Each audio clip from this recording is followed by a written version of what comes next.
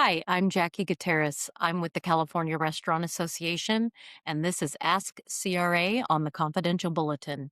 Thank you for joining us.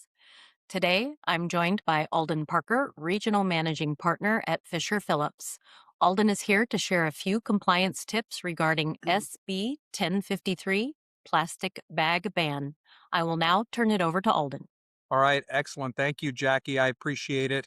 Yes, California Senate Bill 1053 went ahead and had a statewide plastic bag ban that updated an earlier plastic checkout bag law that was in existence.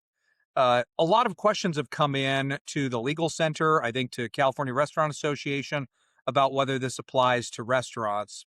And I want to let everybody know when you dig into this law, it looks like it does not apply to restaurants. It triggers the requirements to go ahead and have to comply with this ban to the type of ABC license that you have.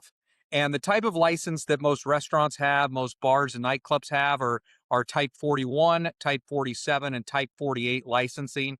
This triggers for those instances that are type 20 or 21 licenses under ABC. And so that's your liquor stores, convenience stores, small markets, gas stations with alcohol sales. Those are the ones. And it really focuses on what license you have with ABC in order to know whether you are covered or not. Now, I will say there is a trap here. The trap is that depending on where your restaurant is located, you could be subject to this because you could be part of a larger facility that does have that type of ABC licensing. Think your large retail footprint with a restaurant in it, a grocery with a restaurant or a hospitality employer in it, where we're selling packaged foods for sale and there's alcohol sales there. They might have a type 20, a type 21 licensing with ABC, and you could end up going ahead and being covered as a restaurant.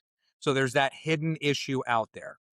Now, I had a question in my mind about whether hotels that have these sort of convenience store marketplaces in the lobby might be covered by this. And I've looked into that too. Most hotels have a type 70 ABC license. That's not mentioned in the law.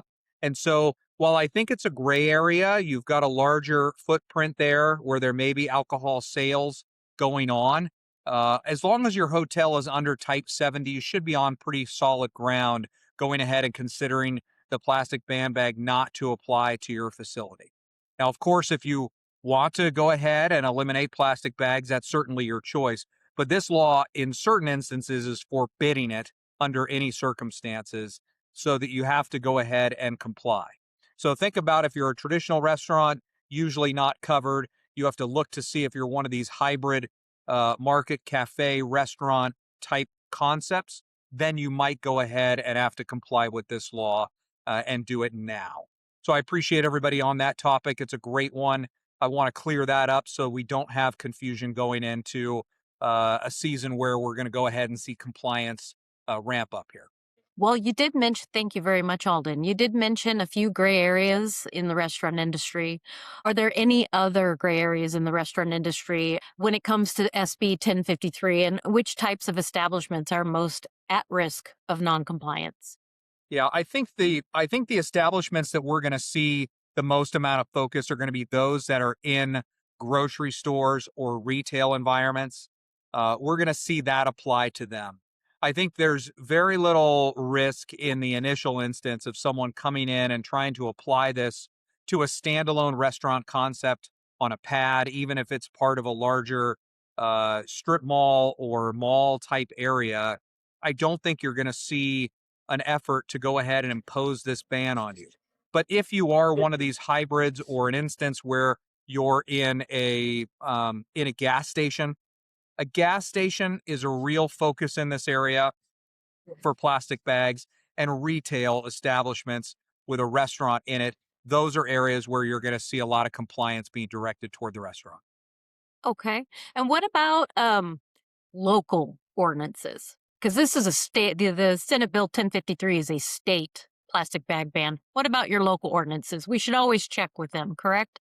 Yes, always take a look at your local ordinance because we have about 11 traditionally very active cities in California that go ahead and take it upon themselves to stretch these laws beyond what the state might impose. And so you should definitely be looking at your locations. If you're a multi unit operator, you may have some locations that have very stringent requirements in one city. And then across the street or down the street, you may be in a different city that doesn't have those type of requirements.